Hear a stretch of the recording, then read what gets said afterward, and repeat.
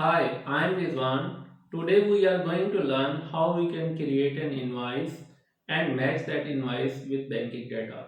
We will do this process in foreign currency. To learn this process, we have to go to our desktop. Let's go to the desktop.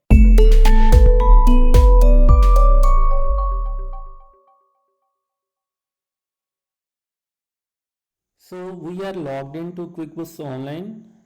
To enter an invoice, you will go to Sales, Invoices, and here is all the invoices which are issued. If your client is a recurring client and you are issuing invoice each month, you will simply duplicate that invoice and update the rate and issue that invoice. But if you want to create a new invoice, you will click on create invoice. First you have to select the client. For example, my client is Upwork. I will select him. This is the exchange rate. If you are dealing with the client which is not in your home currency, for example, I am dealing with the US client, so the currency rate exchange will be appear here. After that, we have to put the customer billing address, client billing address. After that, we have to enter the terms, and there are multiple terms: net 15, net 30, net 60. But if your terms are net 45 or something else, you can add new. After that, you have to select the invoice date. For entering the invoice, I have a sample invoice, so we will enter the date October 11, October 14. Invoice was paid out on October 14, so we will enter that date October 14. Due date will be the same because invoice is on due on receipt. After that, we will enter the invoice number and then service date.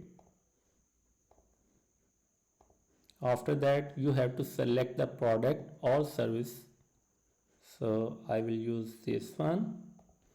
After that, you have to put the rate. The rate should be the rate in which you are dealing with your clients. For example, if your client is from US, here you will enter the dollar rate. If your client is from Canada, you will put the Canadian dollar rate here. So my client is from USA. I will put here the rate of US dollar. This one is the invoice rate. Okay, so after entering the rate, you will see that it will show the total USD rate, and also it will show the invoice amount in your home currency. But if you see, this amount is not matching with this invoice. Here it's 49,737 and here it's 49,937. So there is a difference.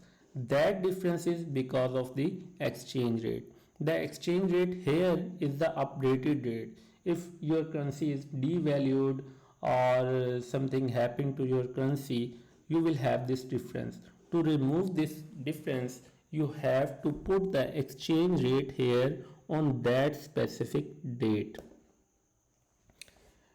So on October 14, the exchange rate was this.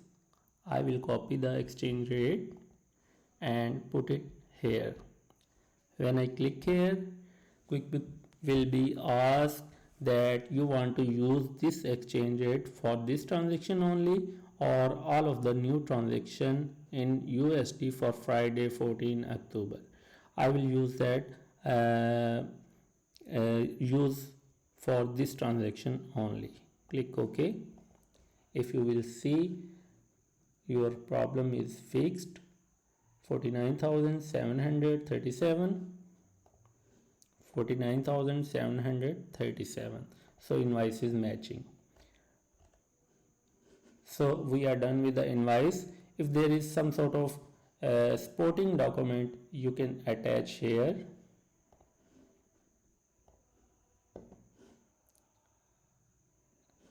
And after that you can save this invoice.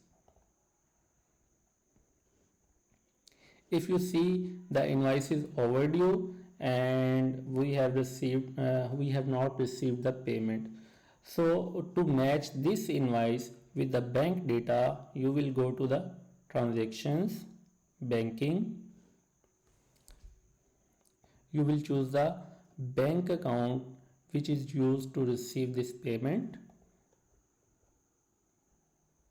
and then you will search that amount.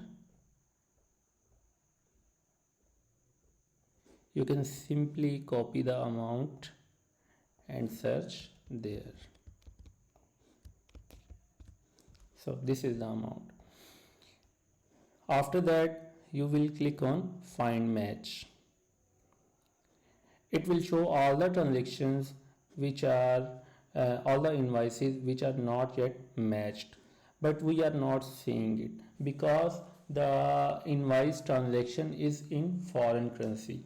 So we will click on foreign currency. Now we are seeing that invoice which we just created, and we are also receiving that amount in our bank data. We will simply select that transaction, that invoice, and save. So that invoice is saved. If you go to the sales, invoices, and see, that invoice is paid. The check mark is appeared and that invoice is paid.